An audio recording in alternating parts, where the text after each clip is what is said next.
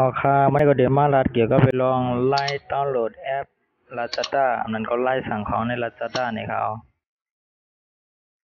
แต่ที่ดาวน์โหลดนั่นเข้าคาโหลดเลยมี Play Store ค่ะเนาะแล้วก็ได้เขาใน Play Store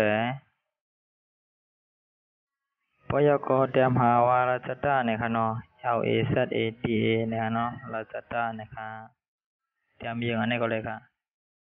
เพราะยาเนี่ยมันก็ได้ออกมาอันเป็นแอป Lazada เนี่ยค่ะเนาะ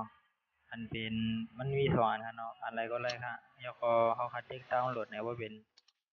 ไฟไทยก็ดีว่าติดตั้งเนี่ยค่ะเนาะเพราะยาก็ไปให้มันเตรียมไปให้มันทกออกตั้งหน้าจอค่ะเนาะโอเคเนี่ยก็ดาวน์โหลดย่อให้ก็ขึ้นเปิดเข้ามาในแอป Lazada ค่ะนามันก็ดีเหมือนในค่ะเนาะมันก็ดีมาอันมันถึงโปรโมชั่น5หางที่ไหนเขาก็เด็กออกไปเลยค่ะเนาะ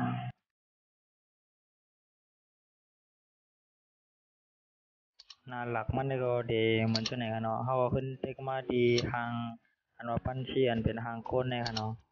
พวกเยาเนี่ยก็เขาคาก็ใส่ไม้พงตอนดาดียืนยันว่าเป็นห้าเฮาเป็นของเฮาอาเก้าเฮาเนี่ยก็ใส่ไม้พงเฮาค่ะเนาะ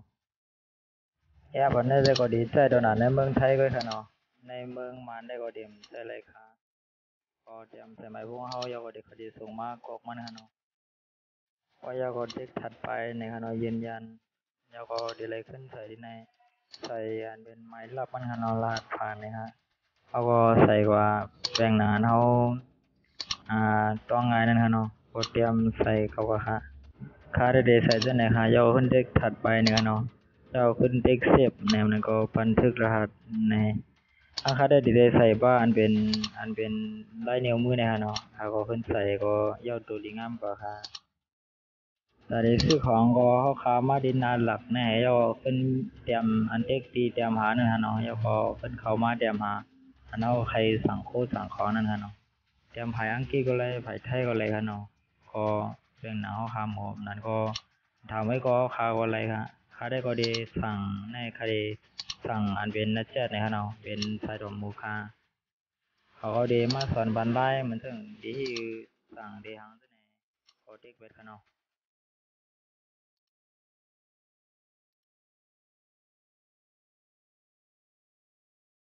ห้างค้าได้ค่ะดีซื้อนัดแชทตัวนี้ค่ะเนาะค่าก็ดีเจ๊เขาก็ให้แล้วก็มันเดมีเหมือนถึงหนังแค่พังตัวนี้ค่ะเนาะเจ๊เขาก็ด้วยบอกมันเป็นชื่อเนี่ยเขาก็ดีต่างไว้เนาะมันก็ดีต่างไว้มันก็เดี๋ยวพอต่างแล้วมันเนี่ยเขาขาก็ด้วยเลยแล้วก็ด้วยอันเป็นกาขันมันเลยค่ะเนาะกาหือเนี่ยเพราะว่าดีสั่งซื้อในก็มัดเด็กอันเดียวว่าซื้อเลยเนี่ยค่ะเนาะแล้วก็ถ้าดีซื้อก็เขาขามาจะด้วยกาขันมันหางตัวไหนอะไรค่ะเนาะกาส่งมันก็กามันกาเนี่ยแล้วก็ถ้าดีซื้อเขาขาจะเลยมาใส่บันดีอยู่ตัวไหนค่ะเนาะก็เขาขาเด็กเขาอันเดียวว่าดีอยู่นั่นนะ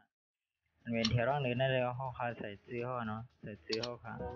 เป็นไผ่ไทยก็เลยไผ่อังกฤษก็เลยค่ะเนาะว่าใส่ซื้อเขาเยาในไม้สองนะครับมันขึ้นมาใส่